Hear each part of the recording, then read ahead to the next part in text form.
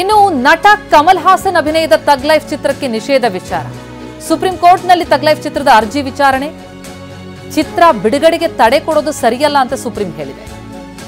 ಚಿತ್ರ ಬಿಡುಗಡೆಗೆ ಬೆದರಿಸೋದು, ಅಡ್ಡಿ ಮಾಡೋದು ಸರಿಯಲ್ಲ ಎನ್ನುವುದು ಸುಪ್ರೀಂ ಅಭಿಪ್ರಾಯ.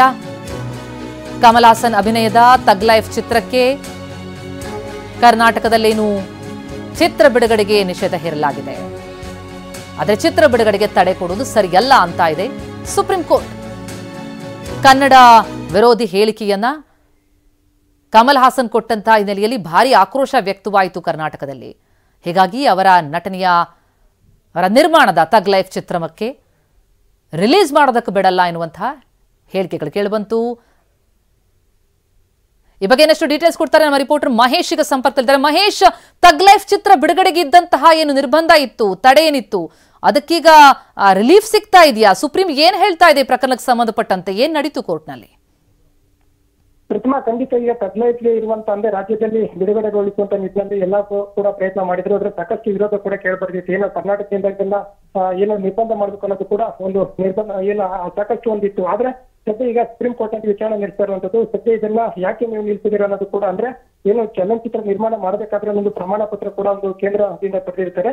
ಈ ನೆಲೆ ಇದಕ್ಕೆಲ್ಲಕ್ಕೂ ಕೂಡ ಅರ್ಹವಾಗಿದೆ ಅಲ್ವಾ? ಹೀಗಾಗಿ ಆ ಅರ್ಹ ಇರೋದ್ರಿಂದ ನೀವು ಬಿಡುಗಡೆಗೊಳಿಸಬೇಕಾಗಿತ್ತು ಅನ್ನೋದು ಕೂಡ ಈಗ ಸುಪ್ರೀಂ ವಾದ ಮಾಡ್ತಾ ಇರುವಂತದ್ದು. ಬಹುತೇಕ ಈಗ ಏನು ಇದುವರೆಗೂ ಇದ್ದಂತ ತೆರವು ಈಗ ಏನೊಂದು ತೆರವುಗೊಳಿಸಿರುವಂತ ನಿಟ್ಟಿನಲ್ಲಿ ಅದನ್ನ ನಿಲ್ಲಿಸುವಂತ ಪ್ರಯತ್ನ ಕೂಡ ಸುಪ್ರೀಂ ಕೋರ್ಟ್ ಹೇಳ್ತಾ ಇದೆ. ಸದ್ಯ ಯಾವುದೇ ಕಾರಣಕ್ಕೂ ಚಲನಚಿತ್ರಗಳು ನಿಲ್ಬಾರ್ದು ಅನ್ನೋದು ಕೂಡ ಸುಪ್ರೀಂ ಕೋರ್ಟ್ ವಾದ ಮಾಡ್ತಾ ಇದ್ದಾರೆ. ಅಂದ್ರೆ ಈಗ ಚಲನಚಿತ್ರ ನಿರ್ಮಾಣಕ್ಕೂ ಮುಂಚೆನೆ ಎಲ್ಲ ಸಾಕಷ್ಟು ಒಂದು ಅನುಮತಿ ಕೂಡ ಪಡೆದಿರ್ತಾರೆ. ಹೀಗಾಗಿ ಸಿನಿಮಾ ಮಂದಿರಗಳಲ್ಲಿ ಮತ್ತೆ ಬೇರೆ ಬೇರೆ ಸೈಟಿಂದ ಏನೋ ಒಂದು ಬರುವಂತ ಅಭಿಮಾನಿಗಳು ಯಾವುದೇ ರೀತಿ ಏನು ಒಂದು ಹಿನ್ನಡೆ ಉಂಟಾಗುವಂತ ನಿಟ್ಟಿನಲ್ಲಿ ಪ್ರಯತ್ನ ಮಾಡಬಾರ್ದು. ಆ ಚಲನಚಿತ್ರಗಳು ಕೇಳಿ ಅಭಿಮಾನಿಗಳ ಪರವಾಗಿ ಇರುವಂತ ನಿಟ್ಟಿನಲ್ಲಿ ಅಂದ್ರೆ ಭಾಷೆ ಏನಾದ್ರೂ ಇದ್ರೆ ನೀವು ಪಾಡಿ ನೀವು ನೋಡ್ಕೊಳ್ಳಿ. ಮತ್ತೆ ಇದ್ರ ಜೊತೆಗೆ ಯಾವುದೇ ರೀತಿ ತೊಂದರೆ ಆಗಂತ ಈಗ ಫಿಲಂ ನೋಡೋದಕ್ಕೆ ಅವಕಾಶ ನೀಡಬೇಕು ಅನ್ನೋದು ಕೂಡ ಸುಪ್ರೀಂ ಕೋರ್ಟ್ ವಾದ ಮಾಡ್ತಾ ಇದ್ರೆ. ಅಂತಿಮವಾಗಿ ಏನು ಈಗ ಬಹುತೇಕ ಈ ಒಂದು ಚಲನಚಿತ್ರ ಒಂದು ರಿಲೀಸ್ಗೆ ಸಾಕಷ್ಟು ಒಂದು ಸುಪ್ರೀಂ ಕೋರ್ಟ್ ಪರವಾಗಿ ಒಂದು ತೀರ್ಪು ನೀಡುವಂತ ನಿಟ್ಟಿನಲ್ಲಿ ಪ್ರಯತ್ನ ಆಗ್ತಾ ಇರುವಂತದ್ದು. ಪ್ರತಿಮಾ, ಎಸ್, ಧನ್ಯವಾದ ಮಹೇಶ್ ತಮ್ಮೆಲ್ಲ ಮಾಹಿತಿಗೆ.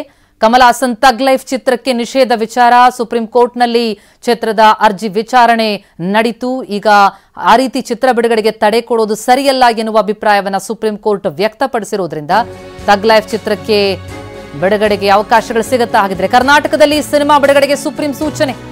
ತಗ್ ಲೈಫ್ ಸಿನಿಮಾ ರಿಲೀಸ್ಗೆ ಸುಪ್ರೀಂ ಸೂಚನೆ ಕೊಟ್ಟಿದೆ. ಕಮಲ್ ಹಾಸನ್ ನಟನೆಯ ತಗ್ ಲೈಫ್ ಚಿತ್ರ ಬಿಡುಗಡೆಗೊಳಿಸಬಾರದು ಎನ್ನುವಂತಹ ಆಗ್ರಹ ಕೇಳಿಬಂತು.